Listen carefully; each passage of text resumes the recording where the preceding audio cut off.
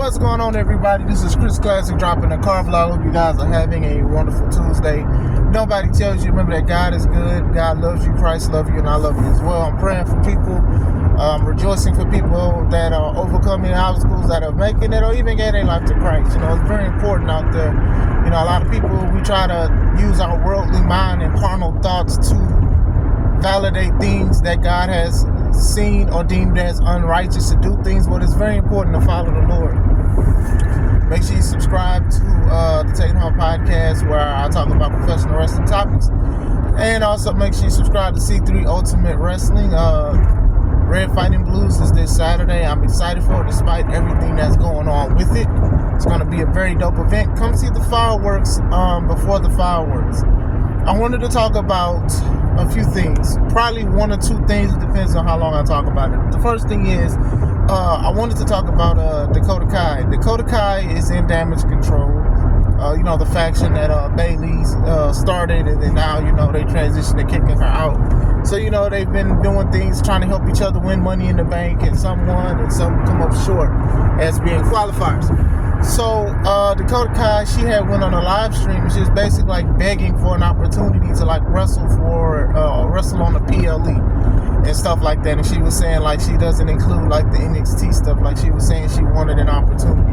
Now I'm going to talk about why I don't like that.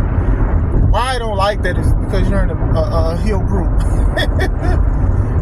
You're in a group where you're supposed to be hated, and you compromise this by going on a live stream. Now I do understand that some people, they don't take it as serious as I do, but at the same time, it's like, come on, like, you're asking a company that has hired you to give you an opportunity. And it's like, I do know some people will be like, hey, I can be this and I can be that. And you know, a lot of the thing with the world is wrestling is overexposed anyway. I do think we can get it back for the most part, but it's overexposed. But you know, and I'm not even sitting here saying, oh, well, you're in the number one wrestling company, you should just be grateful this is happening. But to be honest, it's sufficient for a lot of people. There's a lot of people that probably know that they're not going to be world champion. They're going to not be pushed in the main event, you know, because that's just what they cool with, and that's fine. And I think sometimes the world will try to tell you, you need to be the boss, you need to be the CEO, you need to always be elevated. And that's not the case sometimes. Sometimes people just do these things because they want to provide for their family, or they love what they do. It's not working for Dakota Kai. You know, she's not really saying she wants the championship. She's just saying she wants the PLE. Like I said, personal feelings, of course. If she wants that, I'm not going to sit here and say, no, you don't deserve it. I just think with the storyline of Damage Control and people don't even like y'all, and you sitting here begging for sympathy. I kind of had the same notion when Rhea Ripley, who's been like a bully to the whole women's division and stuff like that, and being mommy, and mommy's on top, when people was criticizing Maxine Dupri's ring work and saying it was bad and booing her, Rhea took the time to go to her Twitter and speak about it. Now the problem with that is Rhea's, I don't even think that's her real name, and she went to her account to talk about hey, y'all need to give her a chance, you guys is crazy, you couldn't do the stuff that she do. I'm like, ma'am, you was choking men out with your legs, you was body slamming men, you was beating up girls, you was doing all this, and you took the time to go to Twitter to save one of the girls you was beating up.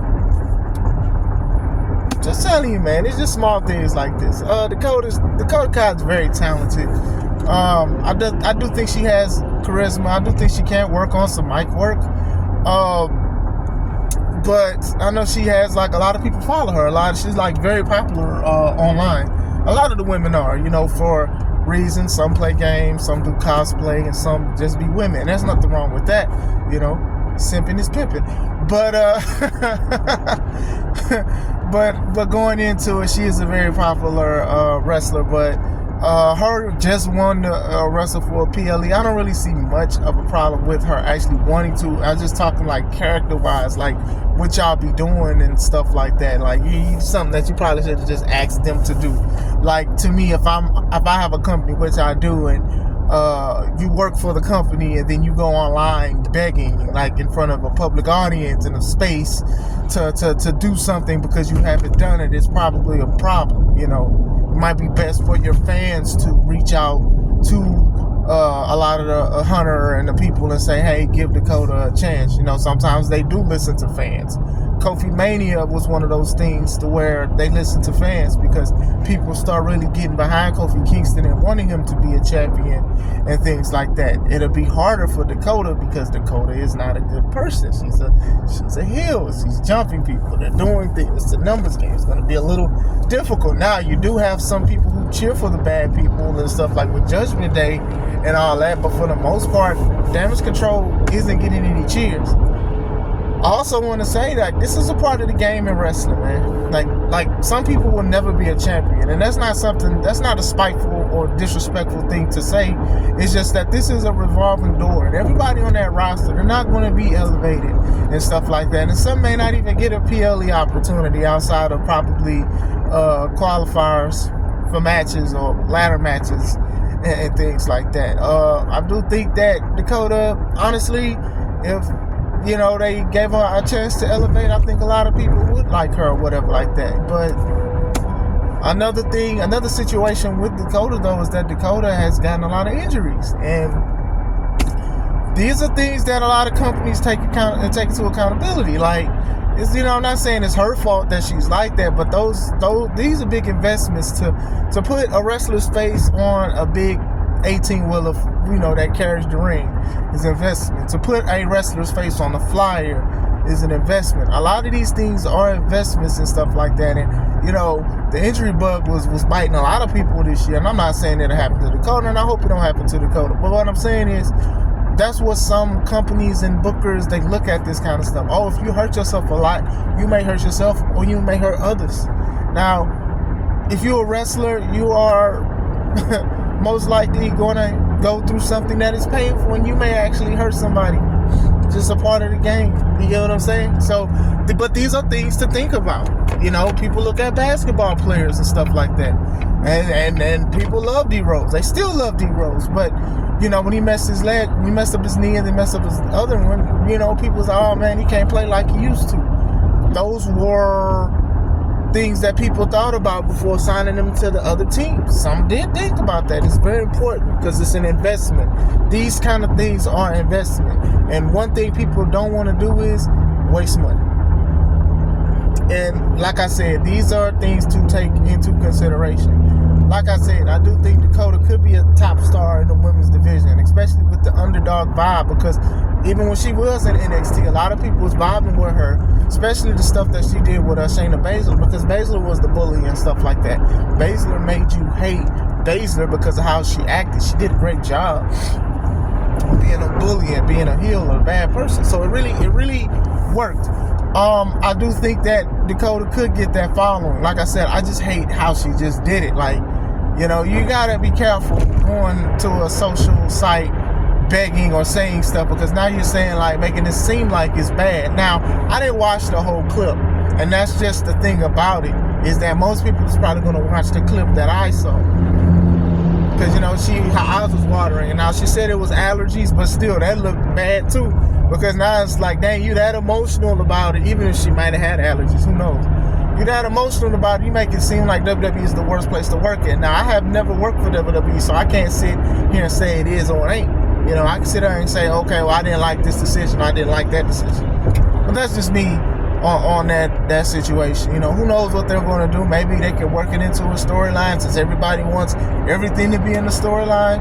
But we'll see. I also wanted to talk about Dijak. I think I'm saying his name right. His contract didn't get renewed, so he's no longer a WWE superstar. So there's a lot of the rumor mill is very spinning on this one. So a lot of people are saying, like, he was actually respected in the locker room, and a lot of people did like him and they enjoyed working with him in matches, but they just had nothing for him. That's one of the things. I can see that one. And then there's also saying that he allegedly leaked a lot of information to Dirtsheet pages, or one of them to be exact, and that's why they didn't want to renew the contract. Now, I'm going to talk about this. This year should have been the death. This year is still here, should still be the death of Dirtsheets, because I don't consider a lot of the Dirtsheets true wrestling fans. And to me, y'all know how I am. I'm big on just not trying to tell people if they're a fan or not. or whatever. Because you can be a casual, you can be a hardcore, you can be, a passerby. You get what I'm saying? But to me, Dirtsheets is just a different ball game to me, because if you're sitting here and you're telling me that you're a legit fan of wrestling, but you want to sit here and not stay on your side of the curtain, and you want to tell people, oh, well, such and such is debuting, kind of spoiling the joy from people, because some of these people don't even think that these pages are Dirtsheets.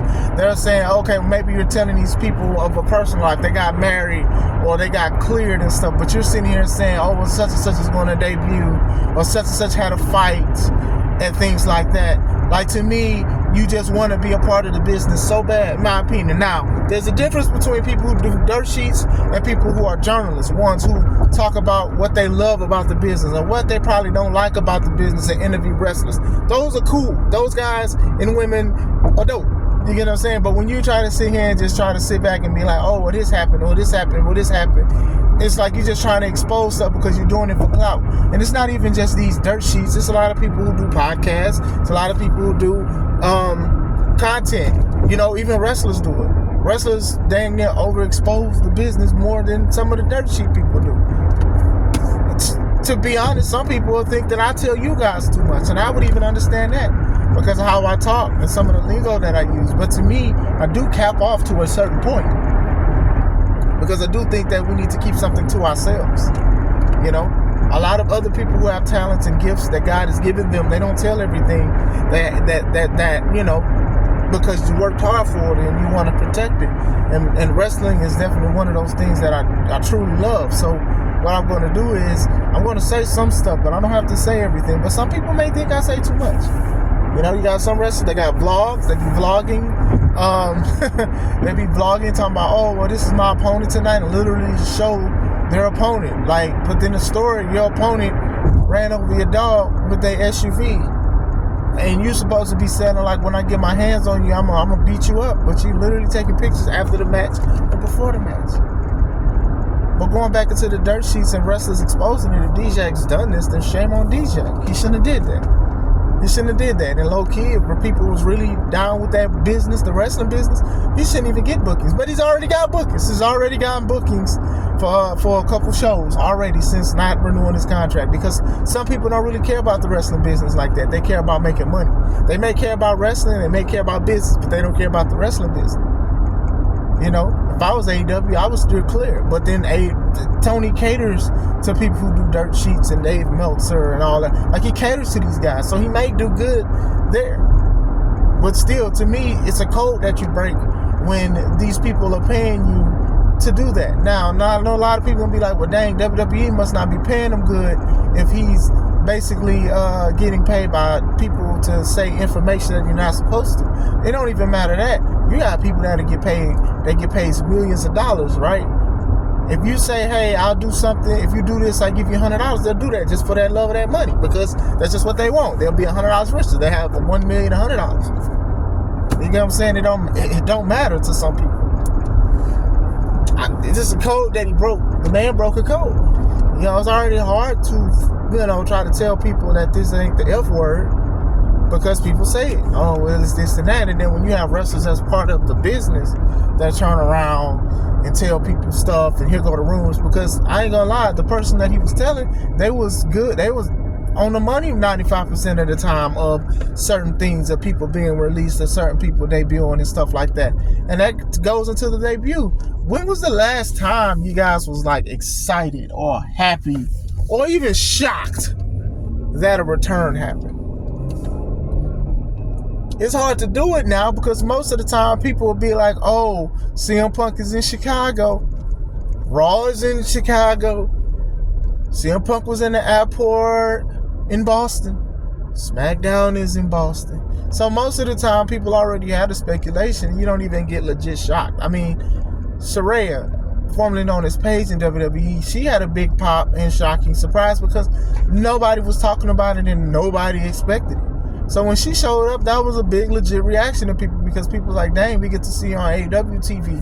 And then throughout the week, she was like, hey, I'm cleared. Now, I do side-eye her being cleared. To be honest, I side-eye a lot of wrestlers who had neck injuries that was told to retire and they back wrestling at another company, I side-eye all of those. But going into that, that's just what I'm saying. Most of these dirt sheets, they ruin returns and surprises. And sometimes people, and I know a lot, some people, they unsubscribe to wrestling pages because most people don't want to see that on a wrestling page. They want to see results from the show. They want to hear about promos. They might want to hear like something cool that the wrestler does, but they don't want to be spoiled. I think Seth had a good pop when he returned.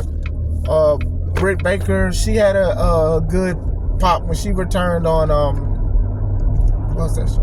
Forbidden Door. But they still had people who had signs. Like people, that's one thing. If you speculate somebody's returning, that's one. But when you sit here and have pictures and proof, then that's the problem. So, to me, it starts with the wrestlers. I think the wrestlers got to be like, you know what?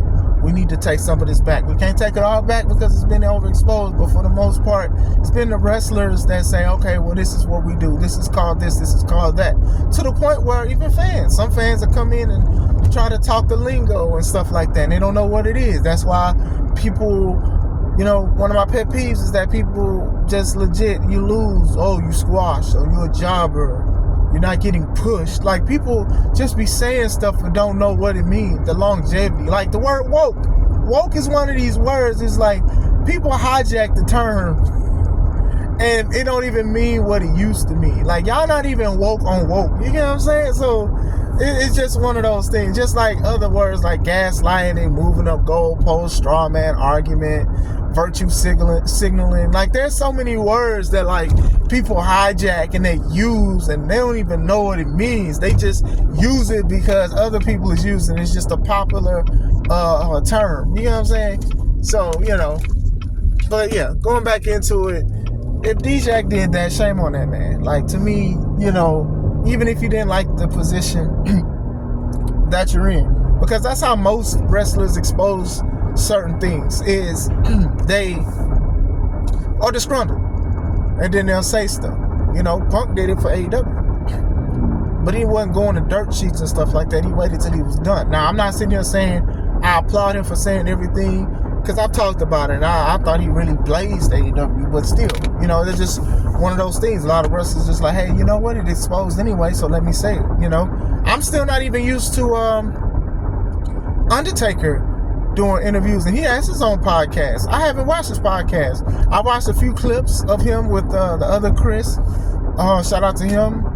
And I just can't take myself to watch it because I grew up with this dude, like, not talking to people and interviewing people. So to me, if I sat down, it's weird. Like, I did watch his last ride thing on Peacock. I did watch it because it was talking about his last match and injuries, but other than that, I ain't really been watching like small clips. That's it. Can't take myself to do it because, you know, I would have never thought that I'd see the Undertaker do this. And when I was younger, I was curious for this, and now it's here. I don't want it. I don't want the food. Reject it. Send it back. I don't want this. Let's go to McDonald's. I don't want it. But yeah, Dijak, if you did that, shame on you. If you didn't, then that sucks that people put this on your jacket. Like I said, I can't sit here and just be like, I just believe what people say, because I ain't there. But I know there's a lot of other wrestlers. Like, if people are mad at him for exposing and pulling the curtain back, then a lot of people should be mad at other wrestlers that do it all the time with vlogs and all these interviews and all this, oh, I wasn't supposed to win this because of ABCD. I'm like, y'all overexposing stuff. Like, what's going on? Just gotta watch this stuff. What do you guys think? Do you guys think that Dakota Kai deserves a push? Do you think that Dominic Dijak did this?